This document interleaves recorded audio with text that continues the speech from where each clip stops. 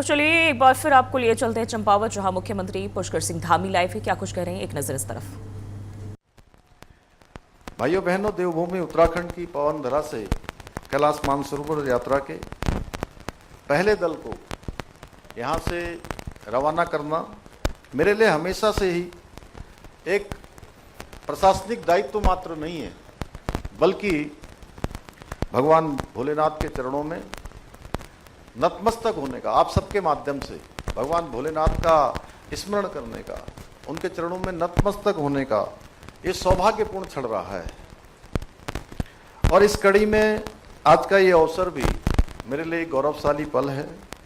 भाइयों बहनों, ये जो कैलाश मानसरोवर की यात्रा है, ये कोई साधारण यात्रा नहीं है और न ही ये पहाड़ों को लांघने का कोई उपक्रम है।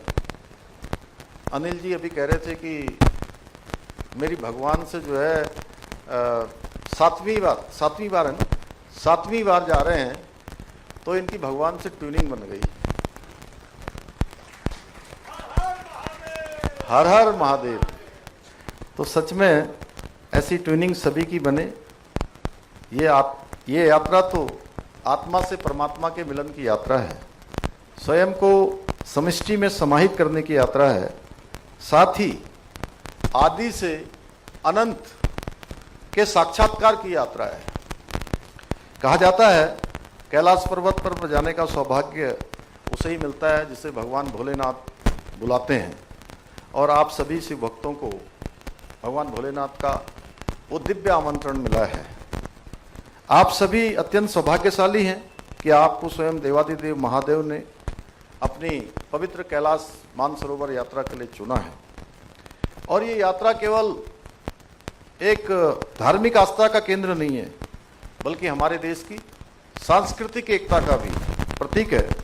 जब कश्मीर से लेकर कन्याकुमारी, असम से लेकर गुजरात तक, उड़ीसा, राजस्थान और भारत के लोग, पूरे देश के, दिल्ली, अब कई और भी होंगे, कोई सोच रहे होंगे हमारा नाम नहीं लिया, तो मैं कह रहा हूं पूरे देश के लोग, सभी राज्यों के लोग एक साथ मिलकर हर हर महादेव का उद्घोष करते हुए आगे बढ़ते हैं, तो एक भारत, श्रेष्ठ भारत की जो जीवंत सुंदर तस्वीर है वो जीवंत हो उठती है। याद रखें कि यह यात्रा शारीरिक रूप से अत्यंत कठिन हो सकती है।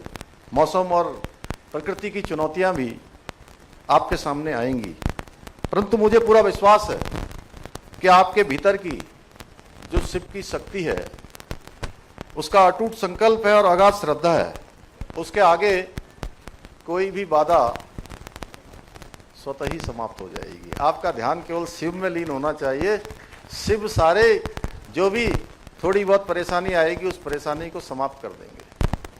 और परेशानी पता कब आएगी? जैसे ही आपका ध्यान इधर उधर होगा। क्यों अनिल जी, ऐसा ही है ना? क्योंकि थोड़ा बहुत मैं कभी ध्यान की प्रक्रिया में जाता हूँ, कभी ऐसे स्थानों पर जाता हूँ, तो मुझे इस बात का स्मरण होता है, जब हमने अपना सब कुछ तुझे समर्पित कर दिया, तो अब अच्छा हो, बुरा हो, परेशानी हो या जो भी होगा, उसकी जिम्मेदारी भी आपकी होगी। बस ऐसा मन से मान लीजिए, फिर देखिए भगवान शिव कैसे आपको फूल की तरह हल्का कर देते हैं और बिल्कुल रास्ता आसान कर देंगे। भाइयों बहनों, ये यात्रा हमारे सीमांत क्षेत्रों, हमारे उन गांवों के लिए भी एक नई संजीवनी लेकर आती है, जिन्हें आदरणीय प्रधानमंत्री जी ने देश का पहला गांव कहा। उस स्थान पर बहुत सारे हमारे सीमांत के क्षेत्र हैं जिनको पहले देश का अंतिम गांव कहा जाता था। और प्रधानमंत्री जी यहीं उत्तराखंड में आए थे। उत्तराखंड में एक गांव हमारा बद्रीनाथ के आगे माणा गांव, और उस माणा गांव से उन्होंने कहा कि ये माणा गांव अभी तक जिसको भारत का अंतिम गांव कहा जाता था, अब ये भारत का अंतिम गांव नहीं, ये भारत का पहला गांव होगा। तब से भारत के जितने भी सीमांत के गांव हैं, उन सभी गांवों को पहला गांव कहा गया। और जब आप इन गांवों से आप गुजरेंगे, पर्वतीय क्षेत्रों से गुजरेंगे, तो यहाँ के स्थानीय लोगों को उनकी आत्मीयता, सरलता, अपनापन निश्चित रूप से आपका हृदय जीत लेगा। मेरा आप लोगों से विशेष आग्रह है कि इन सीमांत क्षेत्रों में निवास करने वाले हमारे जनजाति समाज के लोग हैं, ट्राइबल्स ज़्यादा उन क्षेत्रों में रहते हैं। उस समाज की अपनी समृद्ध एक संस्कृति है, वहाँ के पौराणिक चीज़ें हैं, परंपराएं हैं, और उन सभी को उनकी जीवन पद्धति है, जीने का तरीका है, दिनचर्या है, रहने का तरीका है, कैसे कैसे उनका खान पान है, उस सभी को आपको निकट से जानने का एक अवसर भी मिलेगा।